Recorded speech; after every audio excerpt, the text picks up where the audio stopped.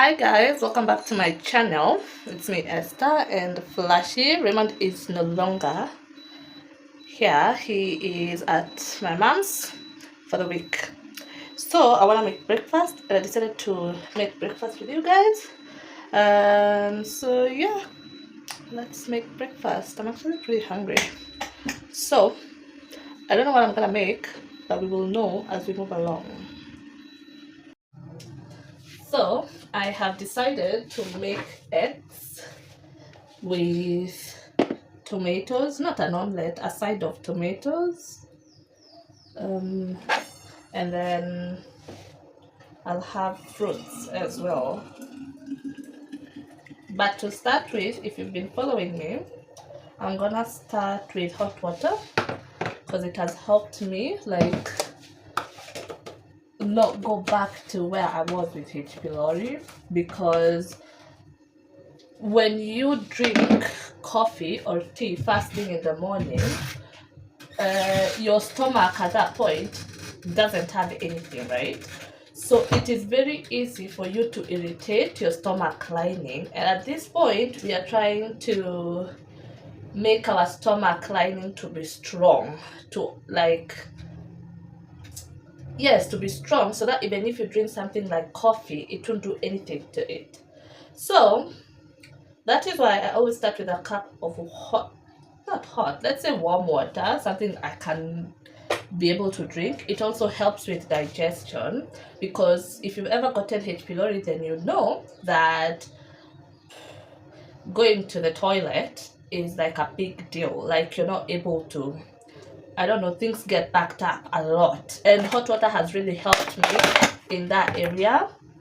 So I no longer struggle, because I also had constipation, because if you have H. pylori, then you have constipation, and you know that's not fun, especially when you need to go and nothing's coming out, and you know you really need to go.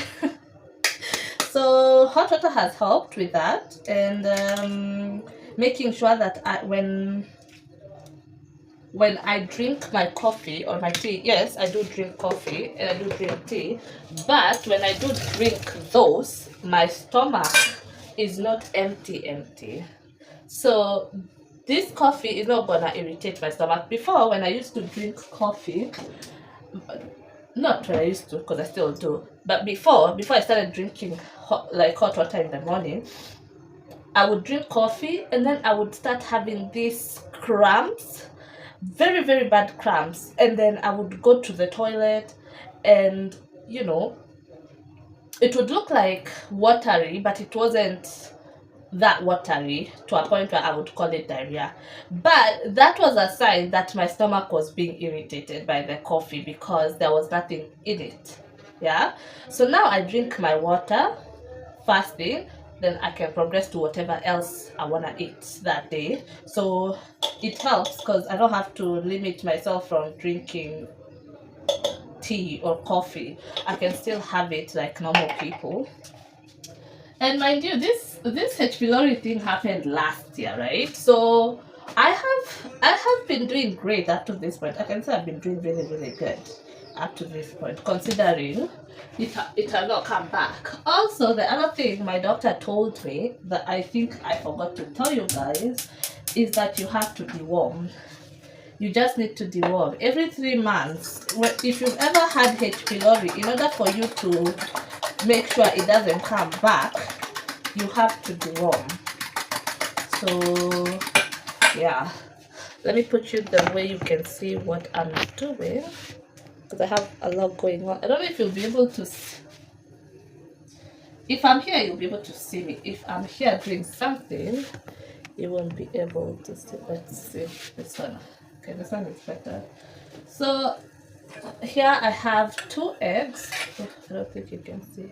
I have 2 eggs beaten, and then I did put salt and I did put black pepper.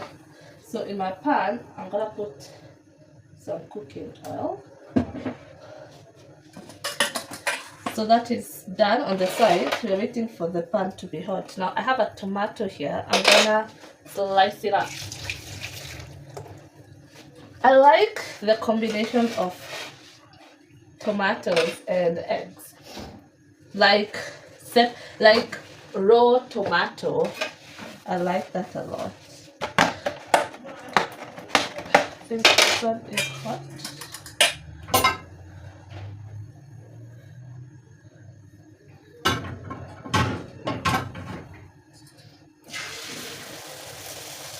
So someone asked me if, one of you asked me if you're supposed to have body pains, like joint pains.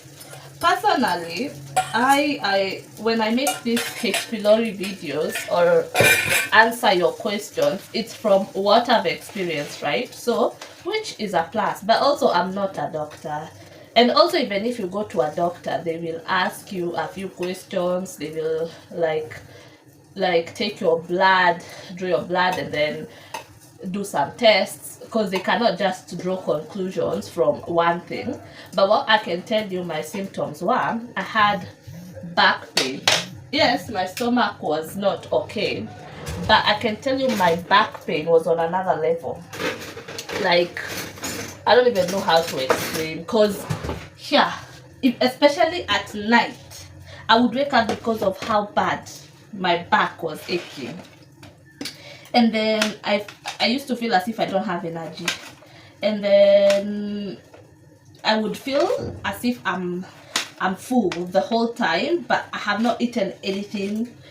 And then when I feel hungry and then I want to eat something, if I eat like 2-3 spoonfuls, I'm like, yeah, I feel like now, yes, I am full, like I can't eat anymore. So that is what I used to feel. Those were my symptoms.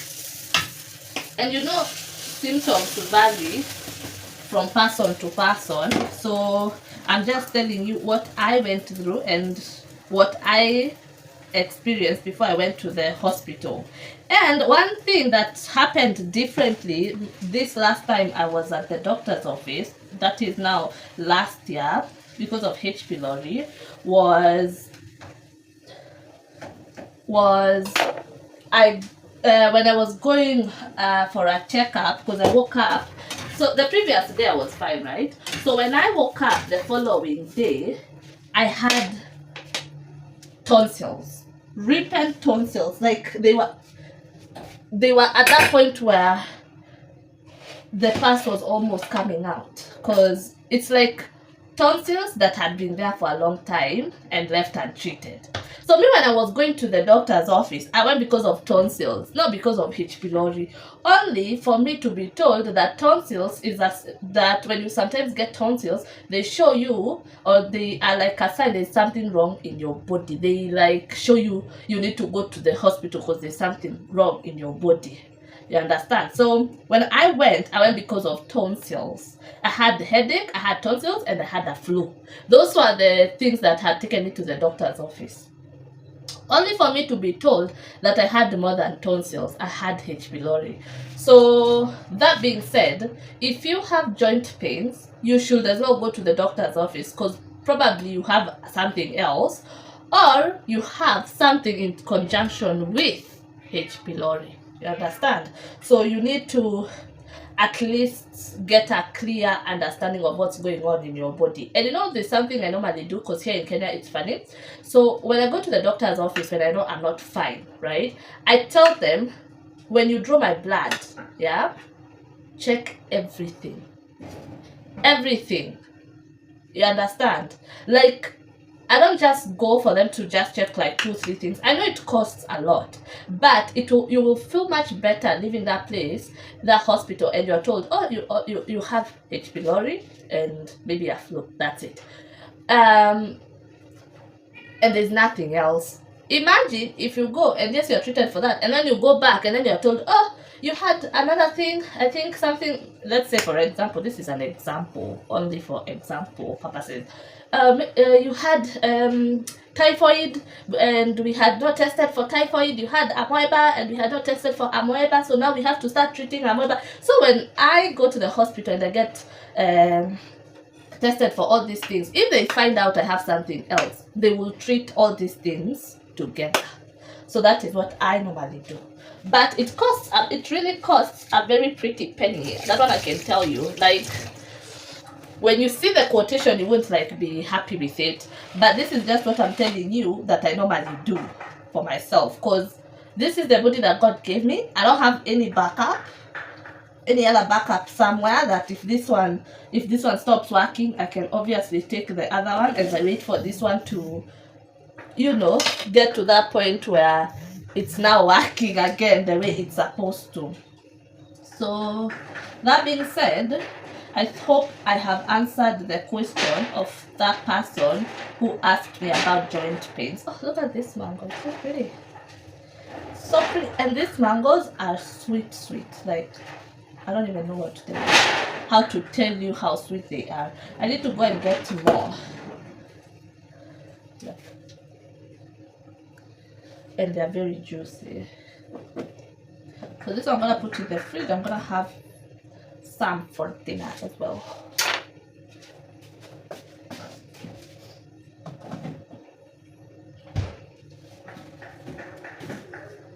And I will have a banana as well with my breakfast.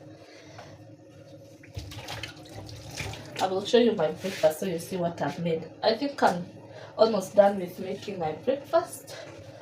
So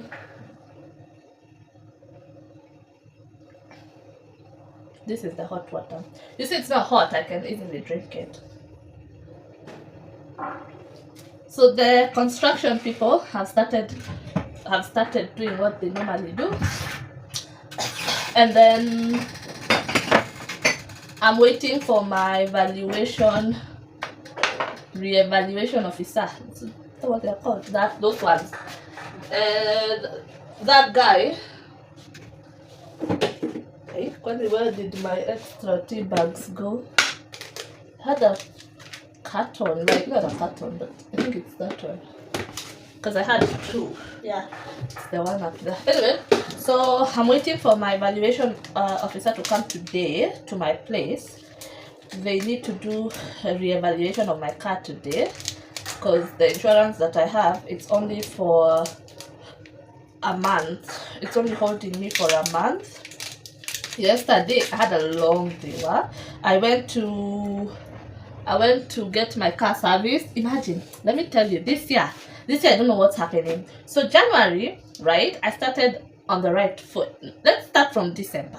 We started on the right foot, right? I bought textbooks, exercise books, everything that Raymond needed for school. Then January, because his clothes had gotten very small because he's growing very tall, I went and did shopping for him, and I bought school socks because he didn't have any school socks. Well, he had, but you know, boys, it's like they eat these things. Yeah, so his school socks had holes, so I went and bought school socks for him, and now plus home clothes. So you see, I was on the right track, right?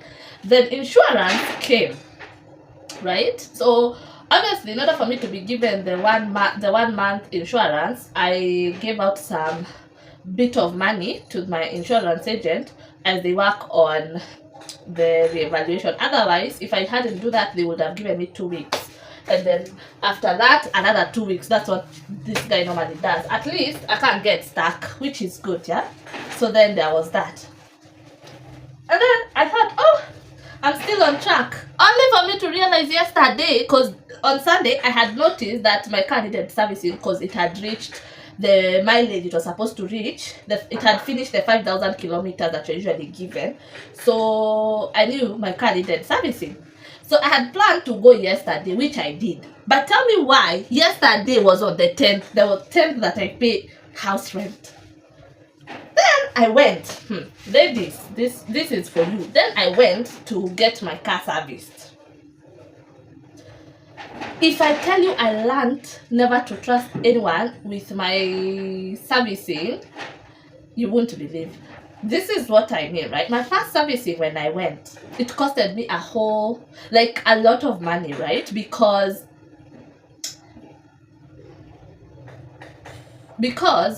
this guy, the mechanic that my mechanic doesn't do servicing and all that, but he's someone I was referred to by my mom's friend. So if because he doesn't do that, he normally finds someone, and this is not the kind of guy who will scam you. No. So the person who did the scamming was this other guy. He went and took everything that my car needed for servicing. I found them there. Tell me why when I went there, the bill was very high. So I thought, because this was my first time in Nigeria, I thought this is how it's supposed to cost for a service. So the second time comes around, right? I call someone that I know. I'm not gonna name him here because things can go wrong. Anyway, so he takes me to another place for servicing. It's only servicing, like changing of oil, changing of air filters, checking the coolant, realigning the wheels, checking the ignition plugs, what else do they like checking a few things, yeah. So we went with this other guy, right? Tell me why it costed me the same as the first place. So I asked myself, so what was the hassle of me going to this other place thinking that it was gonna be even cheaper for me, only for it to cost almost the same? So in my head, I knew now that is the price, right? So I thought, because going with this guy, it's like now spending time with him, and then you spend a whole day doing the same thing, like and then being introduced to like 10-15 different people that you will never remember, and then the next time this person will ask, do you remember this guy? You remember I showed this guy to you, like you met this guy when he came for your last time. It's a whole thing. Anyway, so this time I called the guy, yeah. I don't know if it was good luck or bad luck. He was not around, right? So then I decided, okay, because my valuation officer had already called yesterday. I said, no, I'm not gonna wait for my car to be done valuation and it's already due for servicing. So I called my other mechanic, the one now that I know. I told him, oh, I was thinking of doing servicing for my car. Are you available? He said yes. Is there someone available to do the servicing? He said yes, you can come even now. So me, I went. Tell me why it only costed me a quarter plus servicing fee for that guy. I even felt like I was being undercharged. And you know the one thing that I know made a difference? This guy, this mechanic, this time told me, because I had told him, let me go and pay for those things. And she said no. And this guy said, no, don't go alone. I will go with you so that this lady doesn't add anything on top. That is how things went down like this, price-wise. Can you imagine? Like, as now I can't believe it. I cannot believe it. And my car right now, what? They even, on top of that, they cleaned my engine. They cleaned my engine. They did everything. I was there the whole time. You can't tell me. I know how these things are done nowadays. I was there the whole time. I saw how these things were being done because I was there. And this other guy that I called, the one who referred me to this other guy, that one, my mechanic now, he's always there overlooking everything. So even if they had asked me for a certain amount for the mechanic, I had to top up a little for this guy now on the side. Even if he's gonna have a share on this one, now this one is usually for like things, you understand? Because surely I was so surprised. But now today I need to, when that guy comes, then I will know how much I will need to top up for my insurance, which is okay because I did save a lot this time around on my servicing. Every time servicing comes around, my heart beats like, because I don't have that money. I don't have that kind of money. And then you go there and then you're told, oh, your car needs this, your car needs that. Because they usually check even the way the car is underneath, the people who do the servicing for me. If they think I'm gonna go there, they're just gonna change the oil and the filter and then I'm gonna pay that chunk. I'm not gonna do that. They have to check everything for me. If there's anything else that needs changing, I will buy it.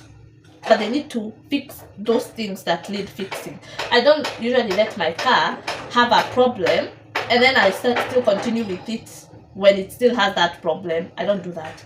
Anyway, long story short, if you have a car, I know most of us will learn from experience, like me, I know. But if you have a car, be very keen. Like, take note. How did it cost me last time?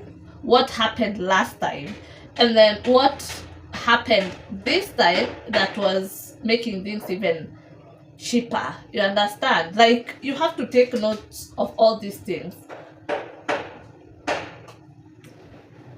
Like what I can tell you for free, especially if you're a lady with a car.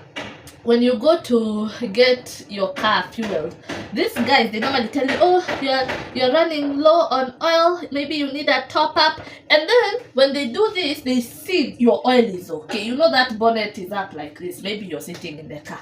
Then they wipe, then they show you, you see, this is dangerously low. They did that to me once. And you know, the person I was with was willing to buy top up oil. I told him, no, we're not buying. I know my car is fine. I did servicing that the other day. So it was like 2,000 kilometers in. So when the following day, me, I thought this guy forgot. But you know, guys, it's kind of like sometimes they don't believe ladies as much. Tell me why the following morning, this guy told me first to open the bonnet because he wanted to check. Because you know, now the car had been relaxing the whole night. So the oil is now stable. You understand? Before we even start the car, he wanted to check. Tell me why the oil was beyond that limit. You know, there's usually a dot at the bottom and a dot up here. So the oil was a little bit above the dot that shows the nice range of oil. So I told him, you see, and also one thing I haven't told you, they tell you to buy top up oil because they know your oil is good, right? They know it is at the right it's the right amount. But when you buy, because you never go and check, they act as if they are putting, and then they close, and then they throw it in the trash. So you think they've put. No, they haven't. That's now another scamming trick they do in those petrol stations. They don't put for you any oil. So if you wanna be scammed out here, hey, you will get scammed. You have to be alert at all times, especially those people when they hear, oh, put full tank. They come like 3. They know you have money. You don't have oil. You don't have enough coolant. Like they check everything at that time, and you will be told like 1,000 things that's wrong with your car, and you know perfectly when your car doesn't have any problem.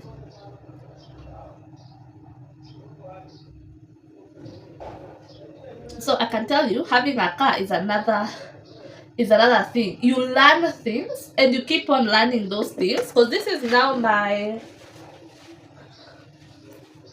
second year of having this car, and I have learned a lot. That's all I can tell you. I've learned so much, so much.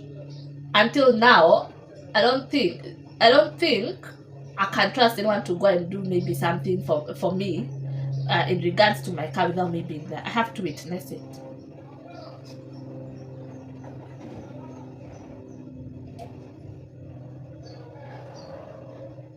Now the other thing I'm thinking of is to get my wheels changed.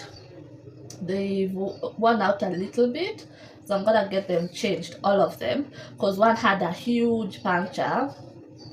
And so that is what I'm thinking of doing, maybe the end of this month or the beginning of next month, since when I get done with insurance, now at least the only thing that will be remaining is rent and next term's school fees, mine and Raymond's.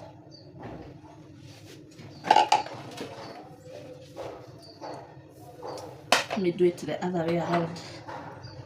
I don't know if I should put milk. Maybe just a little. I'm trying to lose weight. So when I eat the way I'm eating right now, I don't feel the urge to eat again. I didn't know adding sweet things in your food helps. Cause me, sometimes I am a sweet tooth, so sometimes I need that sweet fix, right? So that being said, I used to sit after maybe breakfast or lunch or something, and I would feel, oh, I want to have something sweet. Now including healthy sweet things in my food has made a huge difference, that I can tell you. So let me show you my breakfast. So here is my breakfast. So here is my tea, as you can see, just a little bit of milk in it, and then I have my tomatoes here. This is one tomato, then 2 eggs with black pepper and salt, a quarter of a mango, and one banana. And I like the banana with the spots, they're usually very sweet. So this is my breakfast for today. A few things. We've talked about cars, we've talked about Pylori. Yes. So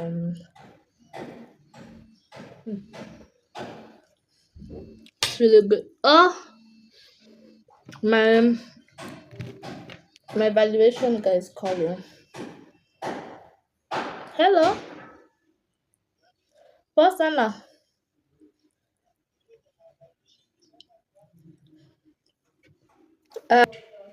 So he's on he's on his way. I didn't want you to hear where I live.